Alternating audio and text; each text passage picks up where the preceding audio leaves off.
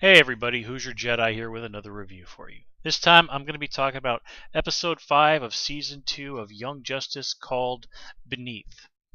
In a nutshell, I felt like this was an alright episode, but I don't think it's going to end up being one of the stronger episodes of this season. But anyway, let's get right into it, and let's start things off by talking about Jaime's story, Blue Beetle. This was, not a terribly strong story, I think, but seeing as how it looks like they're trying to really play Blue Beetle up this season, it was good that he kind of got an episode that was more or less about him, and us getting to see a little bit of insight into his world and seeing him operate solo. Now, the interesting thing about this story is actually not Blue Beetle himself, although Jaime is a really good character. I do like him quite a bit. It's actually his friend Ty. And now, if you notice, it's mentioned in the show that his last name is Long Shadow. So this character kind of does have a little bit of an interesting story. It's the best of my knowledge, and I'm not an expert on what's been going on in the Blue Beetles comics lately or with the character in recent years, but basically years ago on the old Super Friends cartoon show, in an early attempt at ethnic diversity, they introduced several non-Caucasian heroes like Samurai from obviously Japan. There was El Dorado, who was from somewhere in South America. And then from the good old US of A, there was the character of Apache Chief. And that was his superhero name, Apache Chief. Three guesses what ethnicity he was. And give them credit for the time for making an effort, but looking back on those characters now, they're somewhat, honestly at best, somewhat embarrassing, and perhaps even slightly offensive at worst. But nonetheless, it did seem to be a good faith effort, and fans of that show have retained a certain amount of fondness for those characters over the years. Now, what happens back during the old Justice League cartoon was that they hired Warren Ellis, a very esteemed, very talented, very interesting guy. If you ever want to get a good laugh, check out his Twitter feed. He's a real character. But anyway, was hired to write a couple of episodes of Justice League. And what he did was he took several characters from that time, the Wonder Twins, Samurai, Apache Chief, and the Justice League character Black Lightning, and tinkered with them, and they became characters like Juice. I forget what the Wonder Twins renamed characters were. I think one of them was Torrent, something like that. And Apache Chief was turned into the character of Long Shadow.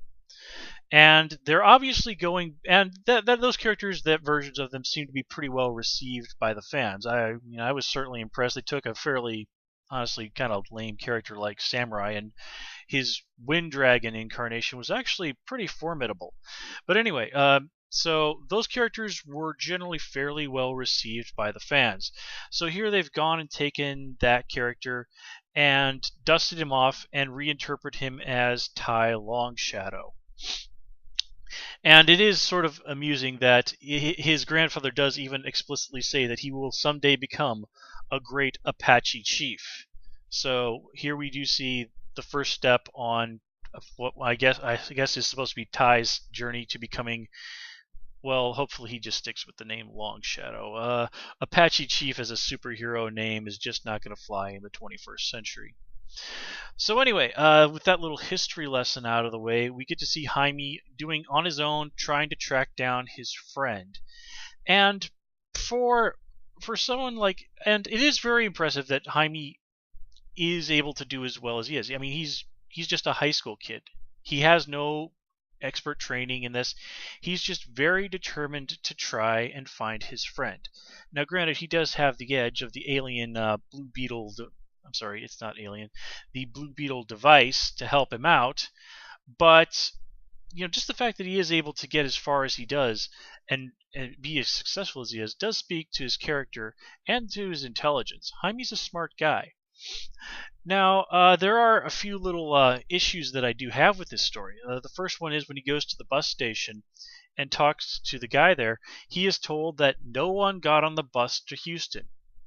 Now, folks, if they had written in the story that no one matching Ty's description had gotten on the bus to Houston, I would have been fine with this. But think about it. They say no one got on the bus to Houston that night.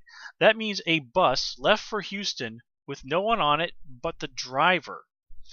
So, I'm not going to pretend that I really understand a whole lot about how bus companies work, but I'm pretty sure that if there was that they wouldn't do that. They wouldn't just drive a bus with a bus driver on there.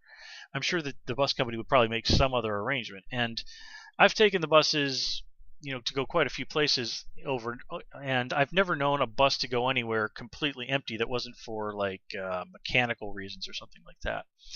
So again, I admit that's a little detail. I just think it does stand out as a bit of a plot hole, or at least something very strange. Now, the other thing that I had with this episode was Jaime's battlesuit doesn't reveal that it has a lie detector until it's way past the point where a lie detector would have been useful. Basically, when he's talking to the obnoxious boyfriend early in the episode, while the boyfriend doesn't say anything that's not untrue, he's just a big jerk. If you've got this crazy super battle suit with a lie detector built in, you think it would have alerted him then that he wasn't saying. He basically would have alerted him to say, this guy doesn't seem to have. Geez, I cannot talk today. Basically, it would have latched on to the fact that Maurice, I think that was his name, hadn't done anything to Ty earlier. And there's also the whole thing where it mentions, like, it can sense when someone has hostile intent, when they're about to attack. So if it can do all of this, it can't really sort of sense any thoughts of people have when they're like recalling having possibly harmed someone. I don't know. That just seems very, a choice that it just seems like that had to happen for plot reasons, not because it actually made sense. So anyway, let's hop over to our other main part of this story. We're dealing with the Galfa team. Yeah, okay, well, you can sort of tell that's a name that some teenagers came up with, at least in universe. This is an alright story. I think it's mainly there to sort of just move the overall plot of the season along, and to give us some quality time to our newest team members of Bumblebee, Batgirl, and Wonder Girl. One thing, my main quibble with this story is actually at the very start of it all, when Batgirl starts giving Robin some busting his chops about how he had justified this as being an all-female team. Okay, Robin is not I'm sorry, I called him Robin. I mean Nightwing. Okay, Nightwing is not justifying anything. Given the fact that Queen Bee has enormous psychic, can basically establish mental domination over any man, doing anything but sending a female team would be horribly, horribly irresponsible. So there is no justification. Nightwing is being perfectly rational. If they were fighting a villain that had the ability to take control of women's minds, there would be no need to justify not sending the female members of the team. It would be only perfectly reasonable, not just for the safety of the team going on the mission, but for the safety of the people who might be potentially controlled. Now, I know Batgirl is just having a little bit of fun at Nightwing's expense, and she doesn't really mean anything malicious by it. She's not accusing him of being sexist or misogynist or anything. She's just given him some grief as a friend. But I don't know. It just seemed like something that didn't really need there. And the fact that Robin explains to these guys who have dealt with Queen Bee before, or at least should be very familiar with her, that she has the power to control men, that's really there for the audience. Okay, that's all that is. So, yeah, again, that just bothered me. But anyway, before we continue on, I do have to remark on something that I haven't mentioned before in some of my earlier reviews, and that is the voice of the fellow who is playing Simon and who has done him in the other episodes, and that is none other than Alan Tukyed, who fans, of course, will know best as my personal favorite character on the show, Wash from Firefly. And Well, he was also the crazy German butler slash commando in Transformers: Dark of the Moon. But if you're like me, you probably would rather not think about that movie, and would like to have your money and time back from watching that. But I just had to see Leonard Nimoy do Transformers one more time. And if you're not aware, he actually played Galvatron in the original Transformers movie from the 80s. But anyway, Alan Tudyk back as Simon, and he certainly really does seem to be having quite a bit of fun with the character. Simon's, he's both creepy. He's at times seems very powerful. He's got a bit of a sense of humor. So Alan Tudyk definitely doing a really stellar job playing Simon, and it was very nice to see him get to square off against Miss Martian again. And you could tell that Simon is he's afraid of her, and he has very good reason to be. Now, continuing on with that thread, here we get to see Miss Martian being once again like she was back on Ron, unusually brutal. Now, granted, Miss Martian has some pretty good reasons to really, really, really not like Simon, but that level of just, again, brutality doesn't really seem to be necessary. And the fact that she just seems to honestly enjoy it. Now, granted, she does have a reason to have a grudge against this guy, but again, superheroes really should not be taking pleasure in hurting people. All right? I mean, even if it's a bad guy. Now, granted, there's a little bit of it's not so bad if Batman, for example, feels a good deal of satisfaction in punching the Joker in the face. Okay, that's what you have to do to subdue the Joker. But if Batman, after just pulls out a crowbar and goes to town on the Joker, well, Batman's going too far, and he certainly shouldn't enjoy going to town with the Joker on the Joker with a crowbar.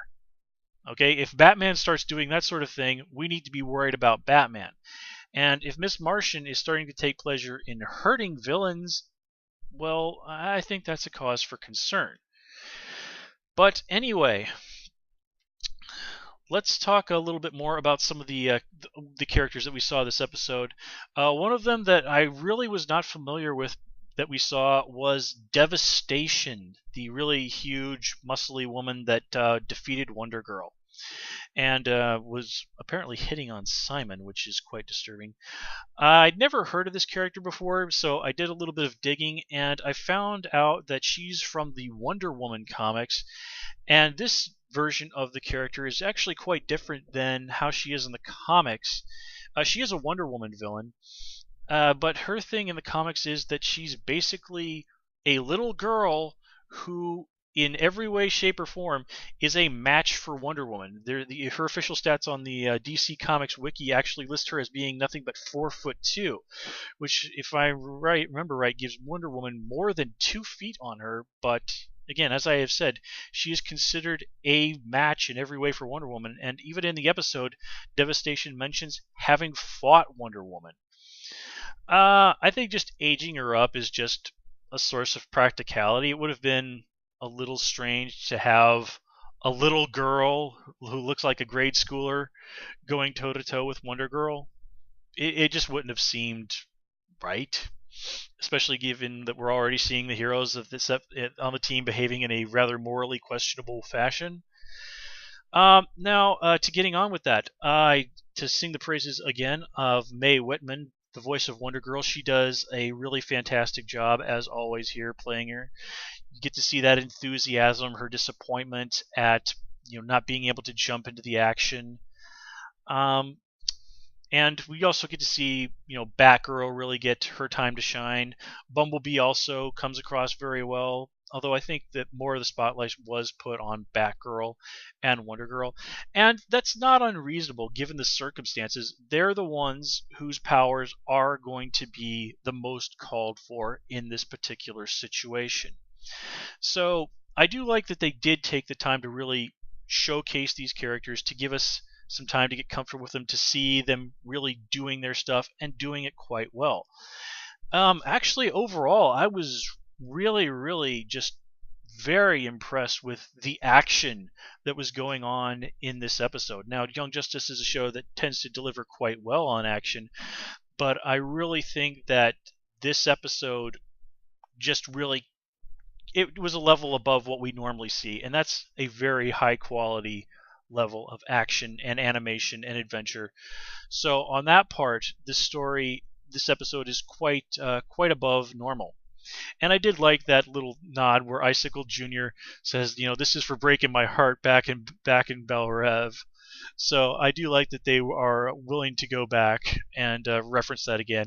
And just the fact that he's still upset about it after 5 years is oddly hilarious to me. So overall, as I said, I don't think in terms of storytelling this is the strongest episode. It just feels like as I said before, they're just trying to move the story along a little bit. They're giving us a chance to get to know the new characters like Wonder Girl and Batgirl and Bumblebee, and of course Blue Beetle, getting to see him shine a little bit. So overall, yeah, not a terrible episode, but not the strongest episode of the season, but certainly worth watching. And that's about all I really have to say about this one. Anyway, as always, please comment, rate, and subscribe. And you can, of course, follow me on Twitter as Who's Your Jedi. I'd like to take a moment to thank everybody who's subscribed to me lately. I'll, again, try and keep myself entertaining on Twitter as I am here. And until then, folks, take care and have a good one.